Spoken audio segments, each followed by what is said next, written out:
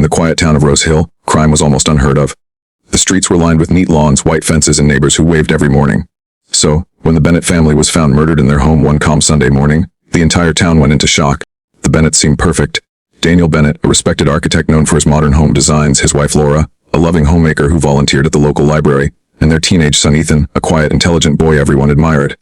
They were the kind of family people pointed to and said, "That's what happiness looks like." When police arrived at the Bennett residence, nothing made sense. Daniel was slumped over his desk, shot once in the chest. Laura was found near the staircase, as if she had tried to run. And Ethan was discovered upstairs in his room, lying motionless beside his computer. The crime scene looked brutal but oddly organized. There were no signs of forced entry. The back door was broken, but investigators noticed the lock had been broken from the inside. The family's valuables were missing, jewelry, cash, even the house's safe had been emptied. So at first glance it looked like a home invasion. Detectives labeled it a robbery gone wrong. But as the investigation unfolded, inconsistencies piled up. The neighbors hadn't heard any screams or glass breaking. The family's dog, normally aggressive towards strangers, was found calmly sleeping in the backyard. And strangest of all, the home security cameras stopped recording at 11:42 p.m. just 15 minutes before the murders were estimated to have taken place. When detectives reviewed the footage, they noticed something subtle, a shadow moving through the hallway moments before the cameras went dark. It wasn't a large figure. It was small, thin, almost familiar. The police began interviewing people close to the family. They discovered Daniel's business partner had argued with him over money the week before. Suspicion turned toward him, especially when it was revealed he had visited the Bennett home earlier that evening. But when his alibi checked out and no DNA connected him to the scene, the lead fell apart.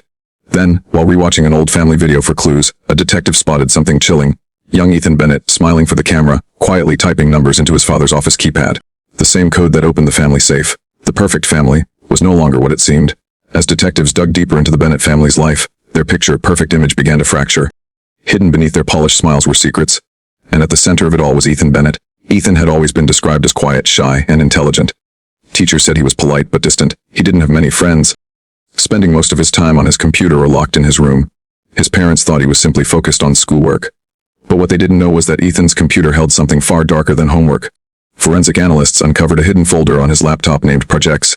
Inside were hundreds of documents, floor plans of the Bennett house, camera layouts, timelines, and handwritten notes about his parents' routines. He had written disturbing lines like, "Order through Razor," and "Freedom comes after cleansing." Even more chilling, they found sketches of crime scenes that matched how the murders occurred. At first, detectives thought Ethan might have been studying crime for a school project.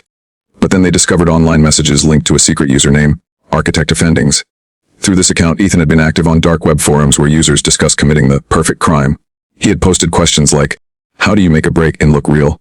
And how can you erase evidence if it's inside your own home?" The biggest shock came when police traced his chat logs to another user, someone calling themselves Mr. Gray. Their messages revealed months of manipulation. Mr. Gray had been feeding Ethan ideas, encouraging him to act on his anger toward his parents. "They don't see who you are. You're smarter than them. They built the prison. You can build the escape." It became clear Ethan hadn't been working alone. He was being guided, mentored, by someone who understood police procedures, surveillance systems, and psychological pressure. Whoever Mr. Gray was, he wasn't just another online troll. When detectives ran the IP address behind the username, it traced back to a familiar name, Mark Taylor, a retired police detective who had once investigated Daniel Bennett's firm for fraud. Suddenly, the case wasn't just about a broken family. It was about an ex-cop who had turned a troubled teenager into a weapon. And the first victim of that manipulation was his own family. When police discovered the link between Ethan Bennett and Mark Taylor, the retired detective, the case took a disturbing new turn. Mark had once been respected, a sharp investigator who'd spent 2 decades solving violent crimes. But after being dismissed for misconduct in a corruption case, he disappeared from public life. No one imagined he would resurface in the darkest way possible, behind the screen. Guiding a teenager toward murder, detectives quickly pieced together how the two met. Ethan had joined an online group focused on criminal psychology discussions. The group looked academic on the surface, but deeper threads glorified perfect murders and psychological dominance. Mark, using the alias Mr. Gray, often posed as a mentor to younger users. He'd praise Ethan's intelligence and creativity, calling him a mind too sharp for a small town. Over months, he fed Ethan a poisonous belief that his parents were hypocrites who didn't deserve him, that his father's corruption had to be punished, and that he alone had the strength to restore balance. When police arrested Ethan, they found him eerily calm. He confessed almost immediately, saying, "It had to be done." But he refused to say why. For weeks, investigators tried to make sense of his confession until a digital forensics expert uncovered a deleted folder on Ethan's laptop labeled Gray Lessons. Inside were files of voice messages, recordings of Mark Taylor giving detailed instructions how to disable cameras, where to shoot for instant death, how to stage a robbery, and even what to say if questioned by police. Detectives confronted Mark, who was now living alone in a trailer on the outskirts of Rosehill. He denied everything, claiming Ethan had made it all up. I never touched that boy, he told officers. Maybe he wanted a father figure, and I became his story. But the evidence was too strong. When police checked the Bennett home security network, they found something chilling. The entire system had been installed by a company once contracted by Mark Taylor himself during his consulting years. The night of the murders, the cameras hadn't failed by accident. They had been disabled remotely from Mark's own laptop. The betrayal was complete. The boy had pulled the trigger, but it was the ex-cop, the man sworn to uphold justice, who had planned every moment of the crime. As the court proceedings began, the quiet town of Rosehill found itself in front of a national spotlight. The extraordinary story of how a teenager and a former detective conspired to destroy a prestigious family captured headlines across the country. In court, Ethan Bennett sat with his head down, his expression blank. Beside him, Mark Taylor, the former detective turned mastermind, sat calmly, almost indifferent to the accusations against him. Prosecutors laid out the cruel plan in vivid detail.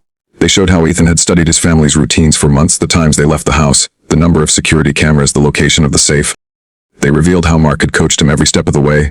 Eliminate the signal, flash the lights, make it look like someone else broke in. The courtroom grew tense whenever the recordings played. Ethan in soft tones whispering about freedom. Mark's voice in haunting clarity giving instructions. Witnesses recounted seeing Mark's brand new laptop in Ethan's room the night of the murders. Then came the twist that rocked the courtroom. As Mark's defense team attempted to prove he was physically distant from the murder scene, the prosecution unveiled evidence they claimed would change everything.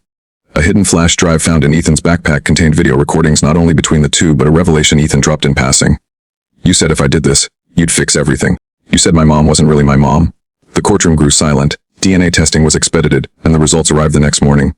Ethan wasn't biologically related to Laura Bennett. And deeper investigation found years-old documents showing that Daniel Bennett had had an affair with Mark Taylor's wife. A secret the town had never known. Ethan was the child of that affair. Mark's hatred for the Bennett family wasn't only professional, it was personal. Mark's motivation suddenly took on a new horror. It wasn't just about revenge for corruption. It was about erasing a living reminder of betrayal. He'd constructed the blueprint and groomed Ethan, his own son, into executing it. The court gasped as that truth came to light. The teenage killer, the mentor turned monster, and the seemingly perfect family all bound by hidden blood.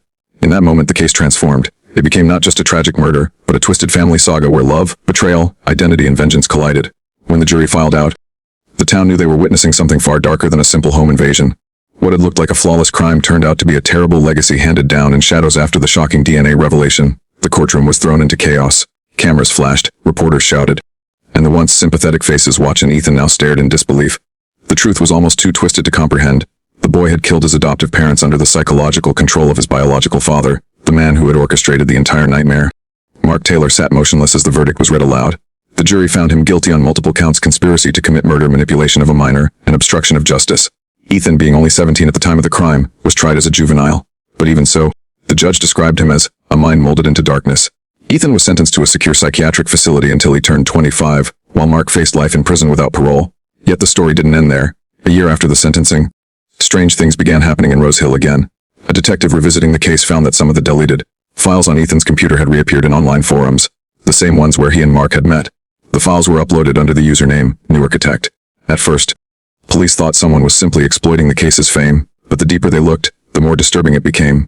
The posts included details that were never released to the public: the exact timing of the murders, the family's safe code, even secret notes from Ethan's therapy sessions. Someone was trying to continue Mark's work. But Mark was in solitary confinement with no access to the internet. Ethan, too, had no contact with the outside world. The investigators traced the source of the new posts. The IP address led to a small house on the edge of Rosehill, the same property where the Bennetts once lived before their deaths. When the police entered, they found an empty room with walls covered in blueprints, sketches of faces, and one haunting phrase written over and over in red marker: "Perfection is inherited." In the corner of the room was a single still active webcam, streaming live to an anonymous audience. The feed was labeled, Lesson 1, The Legacy Continues. What started as a single act of revenge had become something far more dangerous: an idea, spreading like a virus, unstoppable, faceless, and waiting for its next host.